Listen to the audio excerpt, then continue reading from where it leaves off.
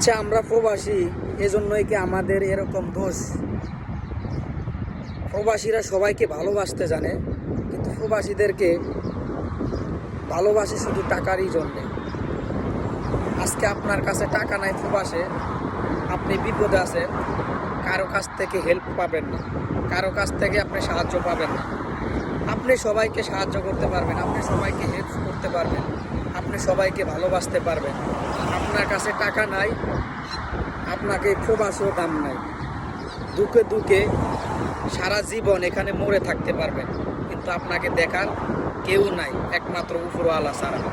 তাই বলি, দুনিয়াতে বাঁচতে হলে একমাত্র আল্লাহ তাআলাকে ভালোবাসুন, তিনি আপনাকে কখনো ঠকাবেন না। দুনিয়াতে কেউ আপন না, কেউ আপন না। যার জন্য এত করতেছেন, সেই আপনাকে একদিন টাকা না থাকলে আপনাকে সে দূরে ছেড়ে চলে যাবে।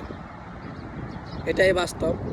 নিজের কেরিয়ারকে শক্ত করুন, নিজেকে উপর দিকে নিয়ে যান, আল্লাহ তাআলাকে ভালোবাসুন, ইনশাআল্লাহ আপনি একদিন বড় হতে পারবেন। আসসালামু আলাইকুম।